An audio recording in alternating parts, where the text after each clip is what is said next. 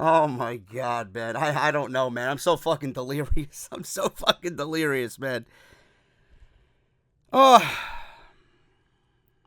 I'm trying to find the words to describe this show.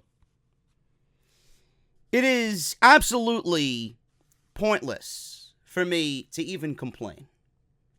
It's pointless for me to raise my voice. It's pointless for me to do what I usually do on here, man. I feel defeated. And I feel that I have no energy. Because Monday Night Raw literally sucked the fucking life out of me. This show was horrendous tonight. And we sit here 27 days before the biggest wrestling show of the entire year. And WWE is still piecing together matches for WrestleMania. And what do you think that looks like as far as the viewer goes? The fuck are you going to sit there for? What are you going to sit there for? WrestleMania each and every year has been nothing but a fucking spectacle that doesn't live up to the lofty expectations of WrestleMania. I don't even know why you people went to the PPG Paints Arena tonight to sit, knowing that this show is fucking garbage on the road to WrestleMania, and this is the show that WWE gave you. Oh, but JD, we wanted to go have a good time. You can have a good time in your pajamas, sitting on your couch in front of the fireplace, drinking a nice glass of white wine. That's what I call a good time.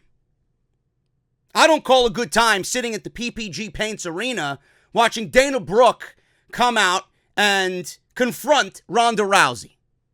Or Finn Balor lose the Intercontinental Championship to Bobby Lashley after having no run with the title at all. Or Baron Corbin announced for the main event, only to be given a match that we've seen 3 times already on Monday Night Raw this year alone. Or better yet, Braun Strowman destroying another vehicle. Yet there'll be people who are praising WWE and the decisions that they made on the road to WrestleMania. And then I pose the question, what the fuck are you watching? Am I the only human being left in this community with a working brain? This show was god-awful. This show was completely god-awful. This will absolutely rank as one of the worst Monday Night Raws of 2019. It accomplished nothing. Nothing. We got Rollins and Lesnar. Great. We knew that already coming out of the Royal Rumble. We got Becky, Charlotte, and Ronda Rousey for the Raw Women's Championship. We knew what this match was going to be back in November. And we got announced tonight, Kurt Angle having his retirement match at WrestleMania. Roman Reigns more than likely will be the one to take down Drew McIntyre at WrestleMania. And that's pretty much it as far as WrestleMania goes on Monday Night Raw. Yet I'm supposed to be excited about all that. I'm supposed to be excited about chaos and a WrestleMania card that's being taped together with Scotch tape and plans revolving and changing by the minute, 27 days away from the biggest show of the year. It's exactly how I want my wrestling company to operate. If WrestleMania is coming, you should have at least 8 or 9 matches, max, as absolute definites, written in blood. Then you could start adding, maybe we should do this, maybe we should do that.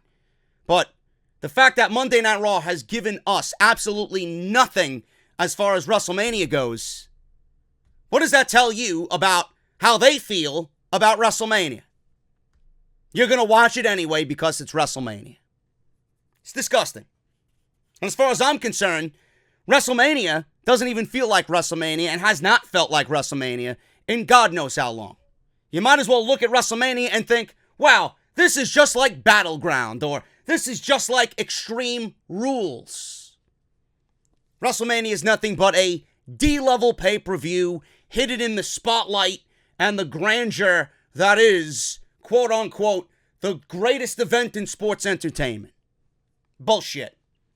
WWE's got to do better, man. I'm sick and fucking tired watching these shows, and nothing is getting me interested. Jesus Christ, man. I don't know how long I could fucking sit here and just bitch and moan about the same fucking thing every Monday night. It's like they literally put no effort. They don't learn. They don't learn. The show starts off with Roman Reigns, and it ends with Roman Reigns implications. Who's going to take down Drew McIntyre? It's not going to be Rollins. It's not going to be Ambrose. He's on his way out. Who's going to take him down? Oh. Man, you know, SmackDown, the best thing about Monday Night Raw tonight was the commercial for SmackDown Live, because I'm genuinely interested to see what they do with Kofi Kingston. I really am. Plus you got Orton, and you got AJ Styles, plus you got Daniel Bryan and Mustafa Ali and Kevin Owens now thrown into the mix. We got the Usos and the Hardys, possibly. Ricochet and Aleister Black are going back and forth. We may see some big tag team match at WrestleMania. Who the fuck knows?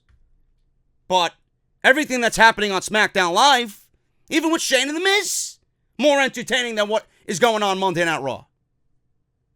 Everything that's happening on SmackDown Live at least has some level of excitement to it.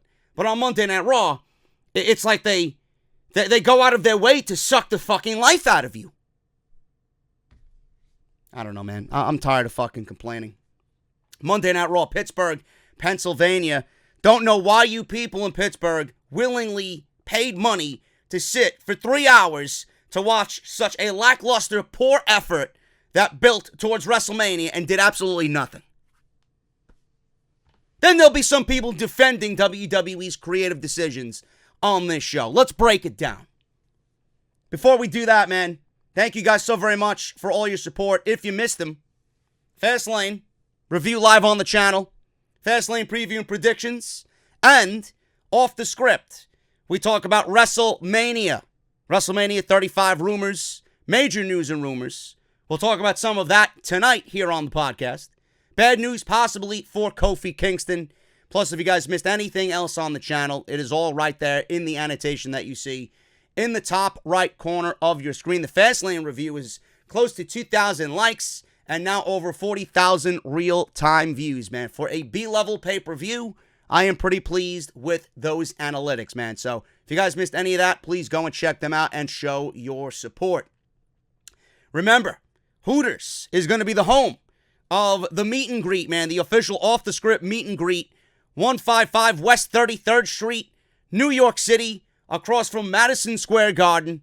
That is Friday, April 5th from 1 to 4 p.m. This will give you guys plenty of time to go over to the Barclays Center for NXT TakeOver New York, where we will undoubtedly crown a new NXT champion, being that our boy, Ciampa, is recovering from neck surgery, man. So make sure you guys come on out. As you know, the RSVP has been linked down in the comments, pinned at the very top. If you guys are going to be in New York City, please make sure you do that and let me know if you are able to come, man. I really, really appreciate that. Get your t-shirts, man. I've had a bunch of you tweet me today that you got your t-shirts. The first batch of t-shirts went out, and you guys are getting them this week, man. JD's Elite on bonfire.com. Link is down in the description. Make sure you guys go get yours today. The second batch will be shipping out after WrestleMania, so make sure you guys go and get them if you want to support the podcast, man. Bonfire, the exclusive home of JD's Elite. So make sure you guys go and do that. Follow me on social media. You guys know the drill. At JD from NY206 on both Twitter and Instagram. Follow me on Twitch, JD from New York. Hit that subscribe button down below. Turn on that bell for all notifications. And if you guys want to support the podcast on Patreon, patreon.com/JD from NY206. Let's get into Monday Night Raw, man. Michael Cole opened the show, and this was a running theme throughout the show and a running theme on social media. I'm going to drill it into your fucking heads just to poke fun at them and the lack of fucking effort that they're doing for it. 27 days away before WrestleMania, we have The Shield opening up the show. So we got Roman, we got Dean, and we got Seth. They all stood in the ring together, showing off Yet another t-shirt that WWE is marketing. They did it with Roman and him coming back and announcing his remission. Believe in the fight. Everybody went out and bought that t-shirt. Now it's the fond farewell, good riddance to the Shield. They have to market that and make some money off the last hurrah for the Shield. They stood in the ring together with their new Hounds of Justice t-shirt. No, folks, it's not justice. The fact that Roman and the Roman agenda is back is an injustice. Remember that. Roman said in the last few months he's come to realize life is short and tomorrow is not guaranteed. So if Fastlane is the last night ever for the Shield, he has no regrets. Thank you, Pastor Reigns. I really appreciate your spoken word. Spare me. If I want to go listen to this fucking gibberish, I'll go sit at Mass on Sunday morning.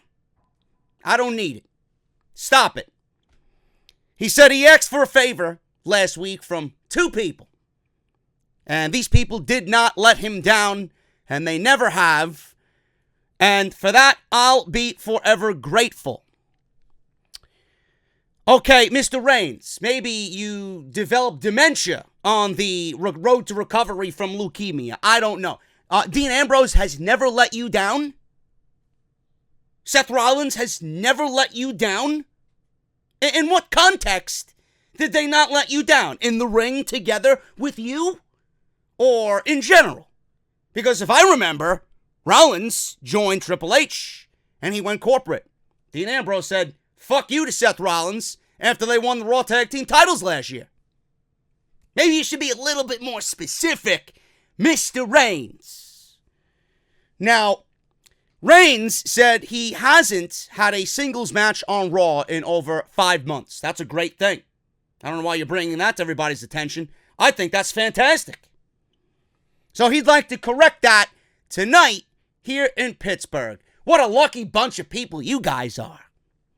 Said Ambrose has some business to take care of. Said he doesn't know what it is, but Dean might not know what it is either. And that's why we love you, man. Yeah, I can tell you what business is Dean Ambrose's. Cody Rhodes, pick up the phone. Hey, Cody! Yeah, you got that contract ready, bro. Make sure you and Brandy are present. And fuck MJF. Roman turned to Seth and he says, this guy's the only one with serious business.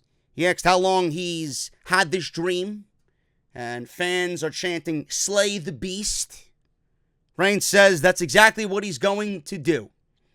He said he's in the main event of WrestleMania and he's going to take the Universal Championship from Brock Lesnar. And I honestly thought in the back of my sick and twisted and demented mind that Roman Reigns said, yeah, he's going to WrestleMania to take the Universal Championship and then he's going to give me the first crack at it. That's what I was thinking. Better yet, that's what Roman was probably thinking, but WWE would be foolish to just throw that out there in the universe right now. He said the whole world will chant, burn it down. They hugged, Dean hugged Seth, and they both went away. They did the Shield fist pump, and they were goodbye.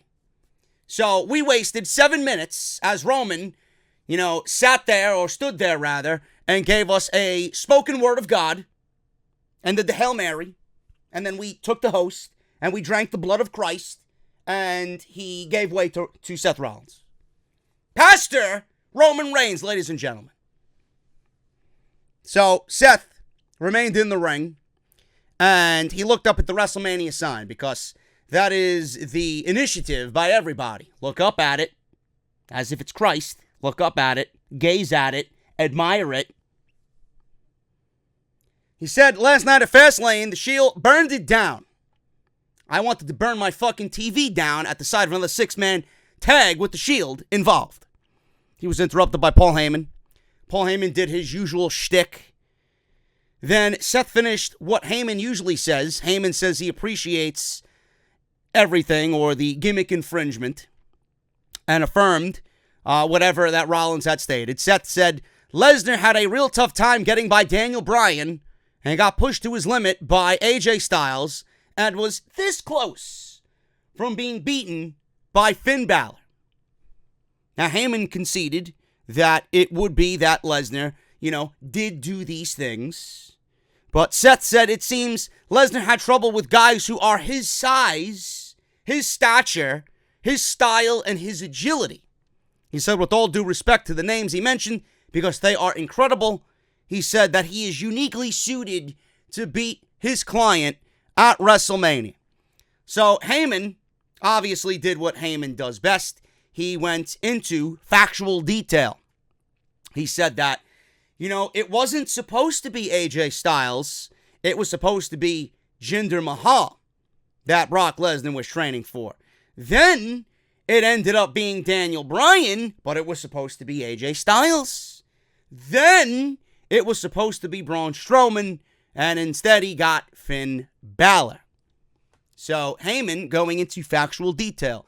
On every account, Lesnar rose to the occasion, and he overcame the odds against an opponent that he was not scheduled to be going up against in defense of that Universal Championship. So he said if Seth wants to get to know his client, he will introduce him, and then we get shown a very generic video package of Brock Lesnar. He pointed to the big screen. We see this video air, and it's nothing but Lesnar suplexing a bunch of people. Heyman said, ever since Seth won the Royal Rumble, Lesnar has had this sadistic fantasy of what he's going to do to him at WrestleMania because he's prepared for him for months now.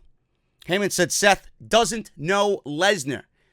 Now, suddenly, out of the blue, in one of the most random acts I think I've seen in recent memory on Monday Night Raw, someone attacked Seth Rollins. I'm thinking it's going to be Brock Lesnar.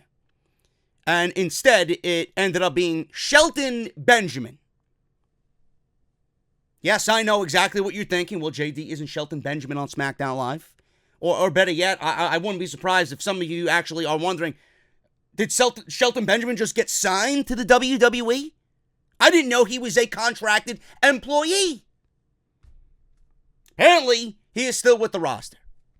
What he's doing on Monday Night Raw, at this point, I didn't know. Now, I'm going to be completely blunt with you guys. I am not a fucking encyclopedia like some of you guys are. But at that moment, I did not know fully what the relationship was between Shelton Benjamin and Brock Lesnar. So in my mind, I'm like, this is completely fucking random. And the only thing I'm really thinking about, honestly, is Shelton Benjamin is a SmackDown guy and he's on Raw, and here's another one of those instances in which WWE completely ignores the brand split initiative. None of the brand split right now and the credibility of the brand split is being kept intact by WWE. Rules are being bent. There's no explanation as to why there is no brand split initiative. It's just wild and chaotic. You got Raw showing up on SmackDown and SmackDown showing up on Raw with literally no explanation whatsoever based on that aspect. Now, what WWE did do, and I'm very shocked that they did it, is gave you a backstory as to why Shelton Benjamin was legitimately there. And that I can appreciate. Now, Benjamin and Lesnar are very good friends.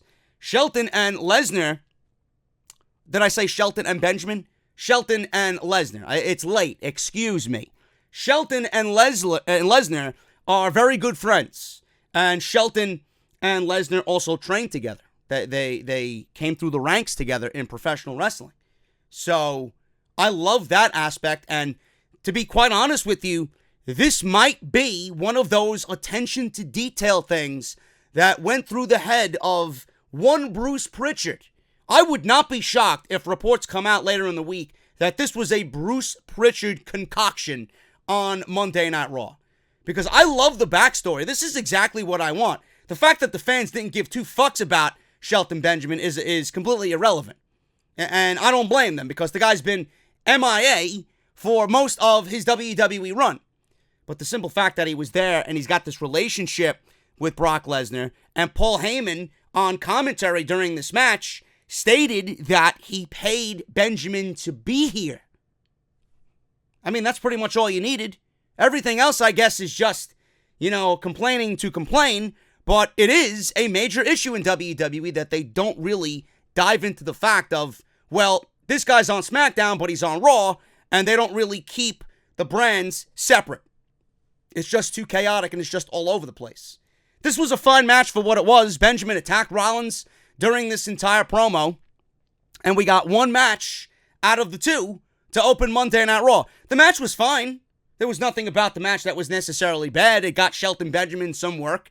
It got Seth Rollins a fresh opponent on the road to WrestleMania who has ties to Brock Lesnar, and it got him in the ring to wipe away some of that ring rust that I'm sure was accumulating over the weeks that he was not being active on Monday night. So I don't really have a problem with this, and I'm very happy that WWE went into the detail of why Benjamin was there and who he is in relation to both Lesnar and Heyman. And I would not be surprised if this was a Bruce Pritchard idea thrown at Vince McMahon. Let's do this. Because it was really just random, and nobody expected that at all at the start of Monday Night Raw. So I didn't mind it at all. So Rollins beats Shelton Benjamin, and he went for the stomp. He got it. Easy win. Seth wins in about 11 minutes. We move on from that to Finn Balor. Finn Balor makes his entrance as Rollins is leaving the ring. This is an initiative that WWE is doing right now to kind of keep you interested to see what's coming after the commercial is over.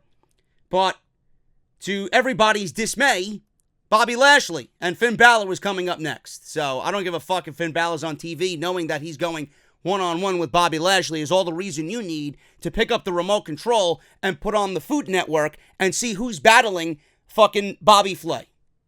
Or who's in the kitchen getting chopped. Or in Guy's fucking supermarket running down aisle 8 picking up egg noodles. I'd rather be doing any of those things than watching Bobby Lashley wrestle. Finn Balor versus Bobby Lashley for the Intercontinental title. This went 11 minutes, and Balor lost the Intercontinental Championship because of a distraction from Lio Rush. Now, I would be lucky if I remember anything that happened in this match. All I seen was the ending. All I seen was the ending because how could you not hear it? You have Lio Rush coming out. He's at the timekeeper's area and he's ringing the bell. He's in a fucking hoodie and he's ringing the bell excessively. So Lio distracted Balor. You got the referee telling Lio to leave. As Lio is distracting Finn Balor, Balor chased him and kicked him off the ring apron. And he let this be the one thing that happened to have him lose the Intercontinental Championship. Balor springboarded into the ring. I don't know what he was going for, a clothesline or a drop kick. But Lashley speared him in midair and pinned him and won the Intercontinental Championship back, making Bobby Lashley now, in this year, a two-time Intercontinental Champion. I don't know who on this earth is pleased with this outcome. A, I fear for Balor's WrestleMania opponent, which I'll talk about in a second. And B, I have an issue with this because Balor never really got a reign with the Intercontinental Championship, and the man that he won the title off of wasn't even the Intercontinental Champion. He pinned Lio Rush to become the Intercontinental Champion. And here we are taking the title off of him, putting it back on Bobby Lashley. Now, I want to see WWE book this match at WrestleMania. I'd laugh my ass off. This is not a WrestleMania match. And better yet, if it is a WrestleMania match, I want to see them bring out the fucking demon for Bobby Lashley. What makes Finn Balor need the demon for Bobby Lashley, but he didn't need the demon for Brock Lesnar? I hope that they don't go that route, because that would be absolutely mind-numbingly fucking asinine. Backwards. Just absolutely bizarre if they go that route. Now, putting the title back on Bobby Lashley doesn't do anything at all. Bobby Lashley is absolutely fucking terrible. If I could fire the guy, if I had the stroke of a magic pen, the guy would be off my payroll before I could even fucking breathe. A box of Crayola crayons has more charisma than fucking Bobby Lashley. The guy's terrible. I don't give a fuck what anybody has to say. This guy is mind-numbingly boring. There's nothing about him that makes me want to watch his match. And don't tell me, oh, but it's the WWE. They ruined him, man. So do something about it. Do something about it. Why are you so boring? You know, putting the Intercontinental title back on Bobby Lashley absolutely kills any credibility that Balor started to restore in that title. And it wasn't even long enough to see a fucking change in credibility. The title is now deemed worthless. It's awful. I don't know what Bobby Lashley's going to do with the IC title going into WrestleMania, but if we see the demon, I'll laugh my ass off, man. Balor loses the title to Lashley in a very poor match. Don't know why this happened. It was flat. It was stale. Balor didn't even pin fucking Lashley to win the title in the first instance. He pinned Rush, and now Lashley has the title back. And he looks stupid because he let Lio Rush distract him at ringside. Dumb babyface syndrome. There you go. Charlie Caruso interviewed Baron Corbin about his comments about Reigns the week he left to battle leukemia. Corbin asked what those comments were about because he doesn't remember. Caruso then threw a video that happened to just tell everybody exactly what Baron Corbin stated. So they showed Corbin this clip, and he hopes that he doesn't come back to Raw, is what he said. Corbin admitted he said it. Corbin said he wanted Reigns gone from the ring, but now that he's back, you can't tell me overcoming that disease didn't take its toll. He said his friends can't save him now, and he will be exposed. Baron Corbin said that he's been carrying Raw ever since Reigns left. Well, if you've been carrying Raw, my friend, you carried it right into a fucking grave. So I don't know how good of a job you think you're doing, but clearly you must be on some sort of medication. Tonight I'm going to the house to train the big dog, he says. No words. No words for this completely ridiculous verbatim by WWE. Ronda Rousey makes her way to the ring. And Ronda Rousey, the woman who thinks everything is fake. We talked about Ronda Rousey on the Fastlane podcast on Sunday night. She got Charlotte Flair DQ'd, or she got Charlotte Flair DQ'd, which gave Becky Lynch the win and a spot in the WrestleMania Raw Women's Championship match, which will more than likely main event WrestleMania. Now, we talked about why it made sense and why Ronda Rousey came off looking like a dumb idiot by putting herself in a triple threat match. We went over all that. If you guys want to go check out the video, it's live on the channel right now. So she's here to pretty much sell everybody on this new attitude. So she comes to the ring and she tells the fans to take your applause and shove it. She said she doesn't give a damn what any of your bandwagon bitches think. She said she wouldn't forget they chanted "You deserve it" when she was being beaten by a kendo stick. She said the fans booing her would never cower in front of her if they couldn't hide behind the safety of a barricade. But Becky Lynch has no barricade. She said she's going to embarrass and humiliate Becky on the grandest stage of them all. She said that's why she did what she did on Fastlane Sunday night.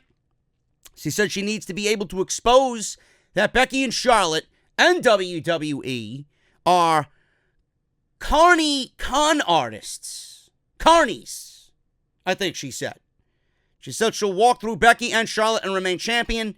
No one can stop her. And she is giving WWE permission to make it a handicap match. She said if she broke a sweat, she'd be embarrassed. She then went on to say if anyone believes in this whole charade, they're a joke too.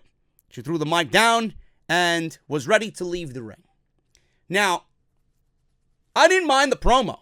And I'm going to be blunt with you guys on this too. I'm loving this Ronda Rousey. I think this is fucking great. I could do without all the fake and all the script talk. I'm going to go, quote unquote, off the script, or I don't give a shit what the script says, or I'm going to expose you, or this is fake, or whatever she was going on and on and on about on her personal YouTube channel, these video vlogs that she was doing, which obviously is WWE giving her permission. It was a little ridiculous that they let her say what she said.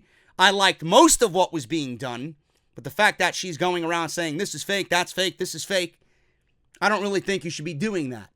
I don't think nobody wants that to be said. You just don't do that. It's disrespect of the fans. It's disrespect of the whole fucking industry. And, you know, who's ever wrestled in this industry well before Ronda, they're not liking it. They're not liking it. Some people think that the attitude and the way it was delivered is great. It's just that the verbiage that Ronda was using is a little fucking ridiculous. Now, I love it outside of all the fake nonsense. I think this is Ronda Rousey. This is who Ronda Rousey needs to be. There's no WWE here with Ronda Rousey, and then they're not seeing a big ratings jump with Ronda there on Monday Night Raw. People aren't tuning into Ronda. So just based off that, it made all the sense in the world to turn her into this heel. And the fact that she's going into WrestleMania with the biggest babyface right now in the entire company in Becky Lynch, defending the Raw Women's Championship, knowing that she's probably going to get booed out of the fucking building because everybody wants Becky, turning her heel right now was absolutely necessary. You might as well just embrace what is the inevitable at WrestleMania. But the promo tonight, I thought it was great. Ronda Rousey, just the way she came off and what she said was perfect. What she said didn't cross any lines, and I thought it was direct, it was blunt, and this is the type of shit that's going to get us excited for the triple threat match at WrestleMania. I did not like the fact that Ronda Rousey is still portraying this stance that she does when she's giving a promo. It's as if it's pretty much Ronda Rousey getting ready to square up against the fucking microphone. I don't know what it is. She's got this lean that she does, and I don't understand why she just can't stand there, plant her feet, take her time, rest her shoulders, just live in the moment, embrace the fans. She comes out and she's directing all this anger just straight ahead. And the fact that Ronda Rousey was speaking a mile a fucking minute out there, you know, I really wish that she would have at least slowed everything down in the delivery of that promo. Those are the only things that really bothered me as far as Ronda Rousey's promo goes. The words were great. The attitude was great. The fact that her stance is still off, and the fact that she was out there fucking giving a promo as if she was the fucking Micro Machines guy. Remember him back in the fucking in the late 80s? Selling those fucking Micro Machines? I know you remember. She just sped everything up. Slow it down. The only reason I can think of that she went out there speaking a mile a minute is because she didn't want the fans to get rowdy, you know, no pun intended, and she didn't want to really have the fans kind of take over the entire situation, because Ronda Rousey in this situation and the portrayal that she's giving us right now going into WrestleMania, she's definitely the subject of what chance. And it's happened to her before. So that's the only thing I could really think of. But the delivery of Ronda Rousey was too fast. The stance that she has, but the verbiage and the direct nature, the attitude of the promo was picture perfect, man. I thought it was great. And I'm loving Ronda Rousey right now. She threw the mic down. She wanted to leave the ring, and then out comes Dana Brooke. And at this point, I'm asking myself, honey, did you get lost? What happened here? You know, I heard Titus is serving spaghetti and clam sauce. Oh, I'm sorry, you're on this no-carb diet. Don't worry, we got a slice of bread for you, whole wheat, lightly buttered. It's fine. Fine, you don't want all those pasta carbs. We'll give you a fucking slice of bread. Not gonna do you any harm, right? We got some eggs, you need some protein. We'll make you a nice fucking salmon steak. What do you want? A turkey burger? A beef burger? Or not a beef burger, a bean burger? What do you want? What do you want? You made the wrong turn. Did you get lost? Is what I was asking. So Dana Brooke walked to the stage. She said she won't let her disrespect WWE and the WWE Universe or the women's locker room. So Dana Brooke doesn't want Ronda Rousey disrespecting anybody. Honey, you're disrespecting me by actually appearing on TV. So, I don't give a fuck who you don't want disrespecting WWE. Take your ass to the back and shut up. Now, she said she might not be a big-time fighter, but she loves WWE. She said she fights for respect every week. She fights for respect every week. Really? Where? I don't see you on my TV, rightfully so, but what are you fighting for every week? You're fighting for the napkins and catering. That's what you're fighting for. So if that's your fight, continue the good fight, Miss Brooke. Now, she says she's not a household name like Ronda Rousey, but she just wants a chance. If you want a chance, go buy a fucking lottery ticket.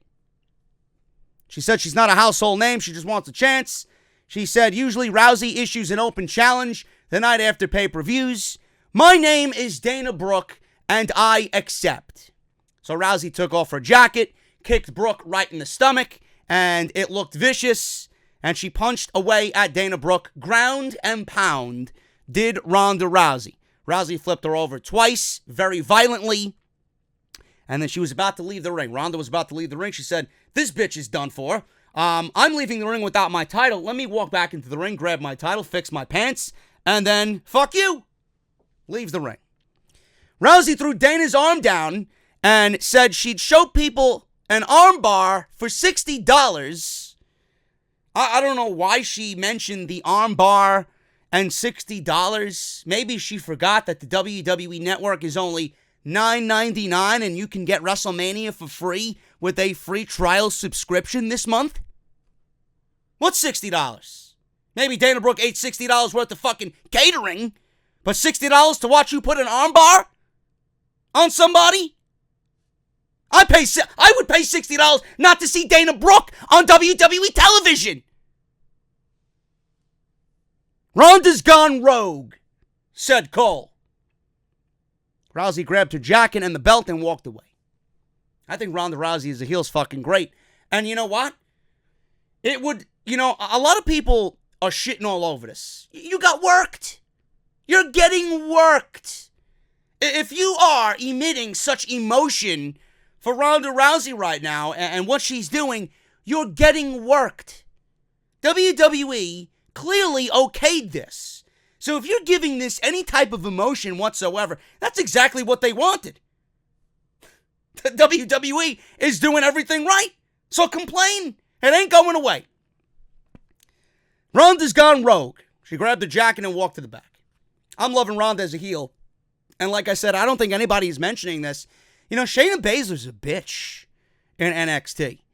It would have looked stupid. I think Shayna's getting called up after WrestleMania. Shayna, if she's getting called up and she's going to be on the main roster, and then you got Jessamyn Duke and Marina Shafir in NXT operating as heels, it's only right to get Ronda into this mode now. You can't have Ronda be this fucking smiling baby face, helping old ladies cross the fucking street with their groceries. And then you got Shayna, who wants to break your fucking arm off and beat it over the fucking, beat it over your skull. You can't have Shayna wanting to break your fucking arm in 3 fucking places. And then the other horsewomen heels. And then Ronda being the fucking baby face that's going to be fucking shaking old ladies' hands. You can't have that happen. Looks ridiculous. I don't know how many people mention that, but now at least all of them are on the same page. I'm not anticipating a horsewomen invasion on the WWE main roster, nor would I do it this year, but at least all of them now are operating on the same wavelength. Ronda has a little bit more catching up to do because Shayna right now is just so good at what she does, but if Ronda continues to grow and get better at this role, she'll be right there with Shayna, man. That'll be an unstoppable duo on the main roster. So I really haven't heard anybody mention that, but we'll see what happens moving forward with this new heel, Ronda Rousey. Bobby Roode and Chad Gable versus Ricochet and Aleister Black. This one went to Ricochet and Aleister Black. Obviously, it's nice to see these guys continue to win. I mentioned on the Fastlane review that these guys have been booked very strong. They've been protected. I hope this continues. But I honestly think that WWE doesn't know what they want to do with Aleister Black and Ricochet. I'm going to be, again, very open and honest with you guys. I love the pairing. I just honestly think that they should be solo. Ricochet is his own man. Aleister Black is his own man. And I pray to God that the only reason why right now they're together is because they're playing up the season and the Dusty Classic on NXT television. So I hope that's the only thing. And after WrestleMania, we see them both go their separate ways. And maybe somewhere down the line, maybe one of them has a championship and they cross paths and we get an epic match out of the two, one-on-one. Bobby Roode and Chad Gable, they were in the tag team title hunt, and then they come to Monday Night Raw. They lose clean, but I'm guessing somebody has to lose here. And it's not going to be Aleister Black and Ricochet. But after the match, we had the Revival attack Roode and Gable on the ramp, and the Revival actually looked like champions. Now, Aleister Black and Ricochet came to help. Or who did they attack? Did they attack Aleister Black and Ricochet, and then Roode and Gable came to attack? Something like that. I don't know. I think it was that way around. I think that was the way that it happened. They attacked Aleister Black and Ricochet, and then Roode and Gable came to kind of, step up to them, and then the Revival, in typical heel fashion, backed away. So that was that. It looks like we might be getting Ricochet and Aleister Black versus the Revival at WrestleMania for the Raw Tag Team Championships. Now, don't quote me on that, but it certainly looks like that's where they are headed. Alexa Bliss had a moment of bliss, and she teased someone hosting WrestleMania. She came out wearing very short shorts, and this was the word on social media, how hot she looked. Yes, I know. She listed Kim Kardashian, The Rock, and The New Day. She said this year's hosts is a bigger deal. She threw a video up on the Titantron. We've seen Hollywood's, backdrops and scenes from Hollywood, the red carpet ceremonies. We've seen some celebrities thrown in the mix. And then a picture of her on the Titantron. She is the host of WrestleMania. You know what? Good. As long as it keeps her out of the ring, I am A-OK with that decision. Braun Strowman's backstage. Charlie Caruso interviewed him about Colin Jost last week. And does that give you the right to jack him up by his neck? Is what Charlie Caruso said. She said that they're going to be special guest correspondents at WrestleMania. He said Jost better stay away from him, and he liked jacking him up by his neck. Then some random goon came out from the parking lot and told Strowman his car has arrived. Strowman said, "What car?" And we see Strowman in the parking lot looking at a new red sports car, and it had a big red ribbon on it. Now, Strowman told the guy to read the card that it came with. It was from the cast of Saturday Night Live. Again, who watches that show? I don't know. To show that there are no hard feelings. They got snarky about Vince McMahon's limo and how there are no more title matches for Braun Strowman to ruin. Strowman eyed the car and said he wanted to see what this thing was made of. So he yanked the car door off and he kicked the chair and threw the chair down the parking lot. He said he can't even fit in this thing because it's too small. He said there's crap on the window. He proceeded to punch the glass. He smashed the windshield with his fist. He tore off the hood and stomped off the bumper. He handed the coworker, this goon, part of the car and said he should give it to Michael and Colin. He said to tell them he'll see them at WrestleMania and they're going to get these hands. So there you go, man. It looks like we may be getting a match with Colin and Michael versus Braun Strowman at WrestleMania. Or Braun Strowman might not even have a match, and he might just have a backstage segment with these two bums from Saturday Night Live. Or, better yet, option 3, they'll hire Nicholas again for the night, and we'll have a tag team match with Nicholas pinning Colin Jost at WrestleMania. I know I just put that terrible visual in your head. I'm sorry. I apologize. At this early hour of the morning that you're listening to me or watching me, whatever you are, it's there. It's a possibility. I would not put it past WWE, but the simple fact that Braun Strowman, the mighty have fallen, folks. This guy went from possibly being the guy on Monday Night Raw, Universal Champion on this brand, to now in a backstage skit with D-list Hollywood actors from Saturday Night Live. Great job, Strowman. Great job. Elias is in the ring. He does his shtick. Out comes No Way Jose. He marched to the ring with the conga line. Elias was actually making fun of Pittsburgh, which he is a resident of. And No Way Jose comes out. Elias attacked Jose at ringside, and then some of his friends. Good. No way, Jose has a new hairstyle. He's got green dreadlocks. Looking good there, Jose. I'm sure the people at catering are fond of your new look. Jose is given a new green and yellow dreadlock hairstyle to match his outfit. Elias delivered his drift away on the steel ramp. Cole said he obviously had enough of the interruptions. Graves said fans obviously don't want to hear him play music anymore. And apparently, WWE doesn't want to see him wrestle anymore as well. So there you go. Lacey Evans walked out after all this was over. I don't know why. This is now going on. How many weeks now? 7 weeks? We're close to 2 months of Lacey Evans waving. The sassy Southern Belle. The only bell I want to hear is Taco Bell. Go the fuck away. Lacey Evans walked out with a feather fan and a red and black hat. Cole called her the sassy Southern Belle. Go make me some fucking lemonade, honey. Get off the fucking TV. Nia Jax and Tamina walk out. They had a brief stare down with her on the stage. I don't know what's worse, Tamina and Nia or Lacey Evans. You're giving me eye cancer here, WWE. What do you want to do? Kill me. So, we got Nia Jax and Tamina walking out to the ring. Here we go.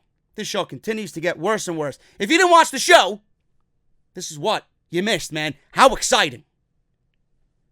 So we got Tamina and Nia in the ring. It was supposed to be Natalya versus Nia Jax. Natalya brings out her own backup in the form of Beth Phoenix, who looked as jacked as ever. So Beth Phoenix is back. Out walks Beth. They march to the ring together. The bell rang. Jax clotheslined Natalya very early on in the match. And then we get Phoenix running in to attack Jax, knocking her out of the ring. This was a DQ, I guess. I didn't hear any formal announcement here. So we get Phoenix in, attacking Jax, knocking her out of the ring. Cole says she was once known as the strongest woman in WWE, and she hasn't lost a step. She knocked Tamina out of the ring, too, with a hard chop, and they both start bickering on the outside. Now, what happened here after the match is very telling. And I honestly think that this is the worst of the situations for Sasha and Bayley. Now, backstage, Banks and Bayley were brawling with Nia Jax and Tamina, who walked through the curtain. Now, they beat the Samoan Steakhouse team at Fastlane, and they start brawling in the gorilla position. Fit Finlay and other officials were there breaking it up. And I'm thinking, oh my God, they are actually going to go ahead and do this. Now, we didn't know what role Beth Phoenix was going to play at WrestleMania. Obviously, she's going to be paired up with Natalya. Nia Jax and Tamina, they lost clean to the Boston Hug Connection. No more title shots for you, or at least that's what I thought. So what I think they're going to do at WrestleMania is there were reports that I talked about on Off the Script that they're going to do a fatal four-way, and it's going to be a team from each brand. Now, I don't know what brand Natty and Beth Phoenix are going to represent. Maybe Smackdown, or maybe NXT is not going to be involved, like the original report said. That would be fucking foolish. Or maybe Natty and Beth Phoenix are the Hall of Fame team. Because apparently Brie Bella has retired from professional wrestling. Oh my God, my heart is broken. My heart is broken, man. That gives her all the time in the world to go buy a new Louis Vuitton dress. Oh my goodness, man. What am I going to do that Brie Bella is no longer a professional wrestler? Now, the rumor was going around that it was going to be a team from Raw, a team from SmackDown, and a team from NXT. So I came up with the idea, well, WWE really wants to make it special. You got Sasha and Bayley as the Raw Tag Team Champions, or the Women's Tag Team Champions. You get Lita and Trish. You got Mandy Rose and Sonya Deville. And then you got Io Shirai and Kairi Sane from NXT, the Sky Pirates. It's a great fucking match right there. That is a solid fatal four-way match, with it ended up being Sasha and Bayley versus the Sky Pirates in an elimination match, man. You cut all the fat, and you leave those two teams to battle it out for the women's tag team titles. You like that idea, right? Well, apparently WWE doesn't. Apparently, it looks like we're getting the Samoan Steakhouse, extra A1 sauce, and a whole vat of mashed potatoes for Nia Jax alone. And we got Natty and Beth Phoenix, because who the fuck would want to see Natty and Beth Phoenix versus Tamina and Nia Jax at WrestleMania? Says no one. Clearly, they're going to take a Smackdown team. Might be the Iconics, or it might be Fire and Desire, Mandy Rose and Sonya Deville. I don't know. At this point, I don't care. This match already has horrendous implications written all over it. You're going to put anybody in the ring with Tamina and Nia Jax, you automatically drop my interest to negative 100. I just don't care. So now we're in hour 3. Batista and Triple H is official. This was really good. It was repetitive, but it was really good.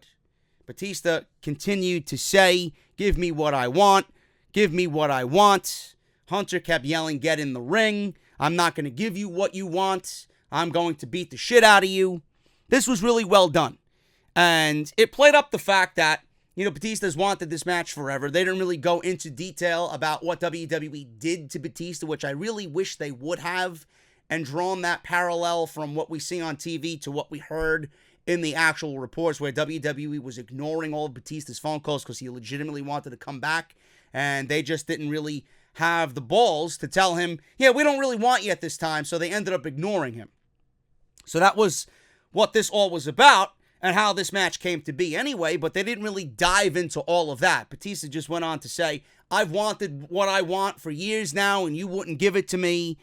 So Batista said that they're doing things his way here. He said by the time he gets there, he'll be gone, because Triple H was threatening to walk up the ramp and walk around his security guards. And Triple H mentioned, I'm going to come walk up that ramp and tear my way through the Guardians of the Independent scene, or whatever you have on that stage with you there. Again, kind of breaking kayfabe, because these guys are supposed to play security, and Triple H is just throwing it out there that they're nothing but hired independent talent who don't really have a name for themselves yet. Just standing there in suits looking tough. One of those things that really wasn't necessary, but WWE is on this kick where they're just really, giving you shades of gray on this show. So he threatened to walk up the ramp. Batista said they're doing things his way. By the time you get up the ramp here and through these guys, I'm going to be gone. He said he quit because he wanted to stay as far away from Hunter as he could. He said Hunter always looked down at him and shut him out, and he wants what he wants, and he's been asking for it for years. I want to hurt people that you love until you give me what I want, he says. Hunter told him to get in the ring and face him like a man. Batista said Hunter wants it, and it's killing him. Hunter continued to yell, get in the ring. Batista says he knows him, and it's tearing him apart. He said he wants to hurt him, but he won't give him what he wants because he's not in control. Batista started to lose his composure. He started to spit all over the place into the microphone.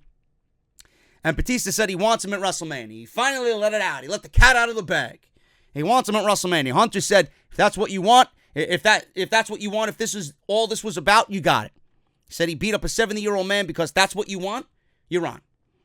So it was a very timid, mild reaction to the crowd. I guess Pittsburgh was either half asleep, which I don't blame them for this show, or they kind of knew what was coming anyway, so it's like it wasn't really a big surprise. So I'll see you at WrestleMania. Triple H's career on his terms.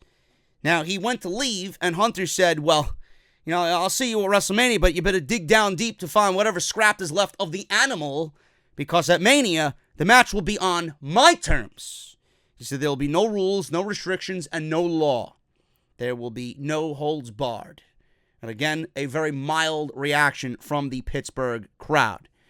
I didn't mind the interaction here, but it was very lukewarm in everything as far as crowd reaction goes. I really had higher hopes for this entire thing, and it was just them reciting the same thing over and over and over again. Give me what I want. I've been wanting it for years. Triple H goading him into the ring. Get in the ring. Let me kick your ass. I'll give you what you want. over and over and over again. They didn't really draw the lines of how we really got here. And that really just irks the shit out of me, because the entire reason this match is happening is because of Batista being ignored. Now, we got the match, and it just seems like the match is happening because it's Batista, and he's back, and there's no better guy than Triple H. But there's no reason why the match is happening. Now, the reason, yes, it's Ric Flair. But you didn't go into why Batista did that. The only reason is a fucking second-grade reason. I did it because you wouldn't give me what I want. Well, you didn't get what you want. Why didn't you get what you want? Why? The why is always the most important. And they didn't tell you the why. All you know is, Batista attacked Ric Flair.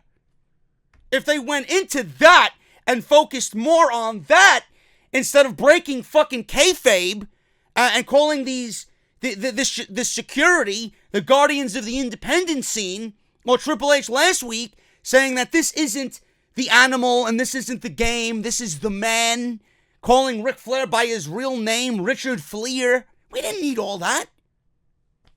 I didn't like this, man. I didn't like the undertones of this. I mean, the interaction between Batista and Triple H was fine, and the whole vibe of them in WrestleMania was okay, but the repetitive verbatim and the reason that we were given as to why this match is happening, just very lazy, man. It was very fucking lazy. So I wish WWE would have put a little bit more emphasis on what is going on here with both of these guys. Kurt Angle versus Apollo Crews. Kurt Angle came out and stated that WrestleMania will be his final match, his farewell match.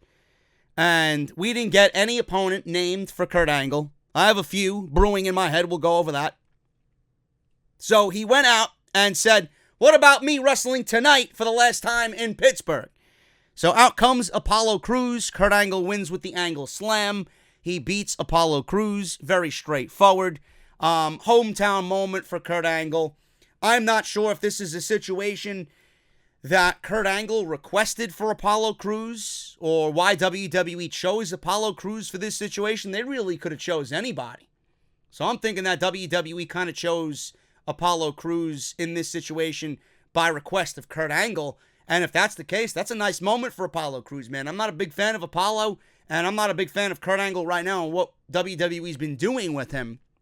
But if that is a Kurt Angle request, that's a pretty big fucking deal, man. So it's got to be a nice moment for Apollo Crews tonight. Listen, I respect Kurt Angle. Absolutely one of the greatest of all time. One of the greatest to ever do it. I say things that I say on this podcast because I want Monday Night Raw to be better. Kurt Angle in WWE in 2019 in a wrestling capacity is not what we need on this show to get it to the next level, or get it to at least where it needs to be decent every week. WWE, it is WrestleMania season, but it doesn't excite me that Kurt Angle is still wrestling at the age of 50. Now, the question is, if he's going to be at WrestleMania and WrestleMania is his last match, who do you put Kurt Angle up against? I got two guys in my mind for Kurt Angle. One is John Cena, and the other is Finn Balor. Now, WWE could go with John Cena because John Cena's first match on SmackDown Live, the first match of his WWE career, was against Kurt Angle. John Cena can go into WrestleMania and seek his win back against Kurt Angle, and it could be the bookend to both of their careers. So that could be a great way to get Kurt Angle to say goodbye with John Cena. Finn Balor, I know Kurt Angle has requested Finn Balor time and time again. One of the names that he always brings up when he's asked who he would love to wrestle on the current WWE roster, Finn Balor is always at the top of the list. So maybe WWE took the title off Kurt Angle, or Finn Balor rather, so that they could put Finn Balor in that match with Kurt Angle. I don't really know. So we'll see what happens with that. Now, the rumor is John Cena versus Samoa Joe for the United States Championship for SmackDown Live. I don't know if that is the case. I read today that WWE is changing plans for John Cena. This could be it. And Samoa Joe, he will have no shortage of opponents. Everybody's been requesting a ladder match of some sort at WrestleMania. You could easily put Rey, Andrade, R-Truth, Samoa Joe, and somebody else. A Mustafa Ali, Sami Zayn returning into a ladder match for the U.S. title, and have that steal the show at WrestleMania. So Samoa Joe, if he doesn't get John Cena, which I would like to see, he will be with, no shortage of opponents. So if they want to do Cena versus Angle, I think it would make a lot of sense. And being that Angle and Cena has a historical just feel to it, you don't really need John Cena all that much with his tight movie schedule right now, so you could really just utilize him for 1 week and then get the match at Mania. So we'll see what happens, man. I'd rather them do that. If Cena is going to be unavailable for TV, I'd rather it be against Angle, because the history is there, instead of a major program for a championship in Samoa Joe. So we'll see what happens with that. But I'm going with either John Cena or Finn Balor for Kurt Angle at WrestleMania. Now, we were going to go to the main event here, man. It was Roman Reigns versus Baron Corbin, and I knew that this could not be the ending of the show. There's no way WWE could end Monday Night Raw with Baron Corbin versus Roman Reigns. Now, when we were going to commercial, it was 10:25. There was no way they were going to go 30 minutes. So I wanted to come here early and do the review, but I'm like, something's going to happen here. It's either going to be a heel turn by Dean Ambrose or something to set up Dean and Roman at WrestleMania, or something here is going to happen. So Roman makes his way down to the ring, and Baron Corbin was nowhere to be found. Drew McIntyre attacks Roman Reigns at ringside, and this was nicely done. I don't know what they're doing here as far as taking Roman off of television, but they did play a whole concussion angle here. Drew McIntyre attacked Roman Reigns. He beat him up at ringside, delivered a Claymore kick, and then a Claymore kick, which landed Roman Reigns right into the ring post. Reigns gave off concussion symptoms, blinking and looking unfocused. I don't know if this is legit or if this is per storyline. They had a medic come out there and try and give a flashlight to his eyes to see what was going on with his vision and kind of check on how he was doing. A disgusting, pathetic human being, said Michael Cole of Drew McIntyre. No, that's Monday Night Raw, Mr. Cole. But instead of a human being, just an overall program. A medic came down to check on Reigns as he stood and tried to regain his senses. He was out of it. Seth ran down to check on Roman. Doc said Reigns isn't passing his test, so clearly this has to be a storyline. They're writing Roman off of television right now. That's not verbatim that you would usually hear on WWE television. It's probably something to take Roman off of television right now. Reigns walked to the back with Seth. He says, I don't want to do this out here. I have a little bit of a headache. So WWE amped up the volume on those cameras to get all that verbiage there. This is probably just a storyline. Reigns put his arm around Seth's shoulders as they walked to the back. Now, I know that they want to get heat on Drew. This was a nice way to do it, but we'll see what happens. I'd rather it be Drew than Baron Corbin. Dean Ambrose was backstage, obviously checking on Roman. He sees Triple H walk up, and he walks right up to Triple H. He wants Drew in a match tonight. No disqualifications, no count out, falls, count anywhere. Hunter smiles and says, hell yeah, the match is on. So Dean Ambrose gets his match. He's going to fight for Roman Reigns. At the end of this thing, Drew McIntyre wins. They brawl into the crowd. They go to the concession area. Drew then threw Dean Ambrose into the T-shirts into the concession area. They were up on stage. They were all over the place in the crowd. And they were on stage towards the end of the show. And Drew put Dean's head into the stair railing and then gave him a Claymore kick to the side of the face. The handrail broke off. Drew scored the pinfall. And mercifully, Michael Cole said this was over. Before that, he took a pencil and jammed it into Dean's eyeball. Now, I don't know what this means as far as the beatdown of Dean Ambrose. It looks like they're writing Dean Ambrose off of television as well. And Michael Cole went on to say there is no man more dangerous in WWE than Drew McIntyre. He says he wants to hurt people, and he cares about nobody but himself, and he put the entire WWE on notice. This is exactly what we have seen with Drew McIntyre before, and then WWE pulled the leash back, and now we're seeing it again. But this time going into WrestleMania, it's probably going to be a returning Roman Reigns to seek revenge on what he did to Dean Ambrose. Now, I don't know what this means for Dean Ambrose at WrestleMania. I don't know if WWE wrote him off television with this beatdown tonight. And if Dean is really leaving the WWE, I guess his send-off was at Fastlane. And Roman Reigns is coming back, and he's going to get revenge for Dean Ambrose, and he's going to bury Drew McIntyre, which I don't really want to be the situation. Because Drew McIntyre is money for WWE, and if Drew McIntyre doesn't beat Roman Reigns and Seth Rollins wins the Universal Championship, who's going to feud with Seth Rollins over the Universal Championship? There's no major heel. And I said this last week. There's no major heel on Monday Night Raw. Your one major heel lies in Drew. If Drew doesn't beat Roman, then he's not really going to have anything to do with Seth. So going into this, my instinct says Roman is going to bury Drew and get revenge for the Shield, but my right decision here would have Drew McIntyre go over Roman and then be the next guy in line to challenge Seth Rollins for the Universal Championship. Roman is invincible. He doesn't need to win. He doesn't need to go into WrestleMania and win. As long as Drew has a WrestleMania match of this caliber and Roman does as well, you got to book the right way. You got to book the right way. WWE has to be very careful here about booking Roman Reigns in this second go-around. They were gifted a babyface in Roman Reigns due to this fucking leukemia. You cannot revert back to booking him the same way you did before he went away. Then you're going to start the vicious cycle all over again, and all those cheers are going to quickly become boos. They have to start making the right decision. Roman is back. Great. Roman is healthy. Great. Roman is your guy. Great. He's invincible. He's Superman.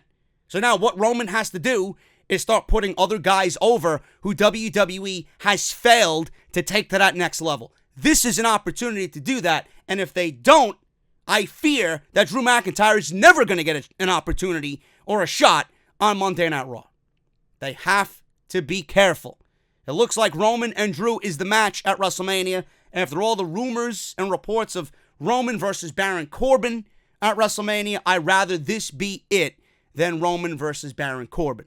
I think they could give us a great match at WrestleMania. Drew got revved up in this situation. He's clearly on course to face Roman Reigns at WrestleMania. That's a big spot for him. And Drew, I hope he comes out on top. Dean, I don't know what they do with him there. He might show up at WrestleMania and lend Roman support or show up in his corner or something. I don't know. I just don't know what they do with Dean Ambrose at that point. But it is Roman versus Drew McIntyre slated for WrestleMania. Monday Night Raw was awful, folks. Monday Night Raw was awful. I'm not really excited about anything concerning Monday Night Raw going into WrestleMania. But if you are, God bless you, man. God bless you. I'm getting out of here. Bonfire.com. You guys know the deal. T-shirts on sale down in the description. Make sure you guys get yours today. Exclusive home of JD's Elite. Make sure you guys follow me on social media at JD from NY206. Hit that subscribe button down below and turn on that bell for all notifications. That's JD from NY206 on both Twitter and Instagram. Clowns. Patreon.com/JD from NY206. And if you guys missed anything on the channel, man, Fastlane, the review for the official pay-per-view on Sunday, Fastlane preview and predictions on Friday, and Saturday off the script. Major WrestleMania 35 news and rumors. There might be a beaver invading off the script on Saturday. Just a little hint there if you guys are going to go watch that. And Hooters. You guys know the deal on Hooters, man.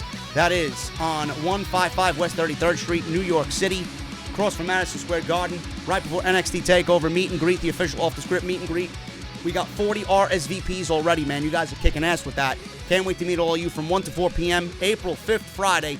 Come on out and hang out before NXT TakeOver, man. I'm getting out of here. Hit that thumbs up, and I will see you all right back here on Tuesday night for Smackdown Live. Until then, guys, thank you so very much. I'm getting out of here, and I'll see you all Tuesday for Smackdown Live.